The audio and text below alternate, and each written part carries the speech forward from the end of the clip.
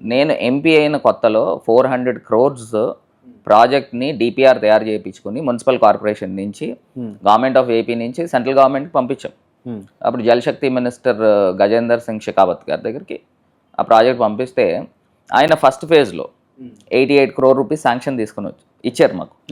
So దాని గురించి చాలా పోరాడాను నేను. ఈవెన్ పార్లమెంట్లో పలు అంశాల్లో నేను దాని గురించి మాట్లాడాను. మీరు రికార్డ్స్ చూస్తే మీరు ఏదైతే ఇంట్రెస్ట్ చూపించి రాజమండ్రి ఎందుకు ఓడిపోయారని కనుక్కున్నారు కదా, ఇదే ఇంట్రెస్ట్తో మీరు ఒకసారి యూట్యూబ్లో చూడండి. చూసే ఒకవేళ I'll be grateful if you could present that. So ఆ మిషన్ గోదావరి గురించి నేను మాట్లాడా. గోదావరిలో ఇలా డ్రైనేజ్ వాటర్ కలుస్తుంది, ఇప్పుడు మీకు ప్రయారిటీ కాదా national river that too. President of India అప్పుడు మాట్లాడారు.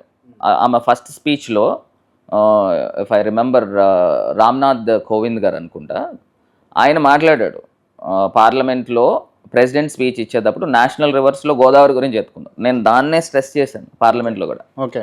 88 crores శాంక్షన్ తీసుకొచ్చాం. దాంట్లో ఏంటంటే ఎస్టీపీస్ నిర్మాణం చేయాలి.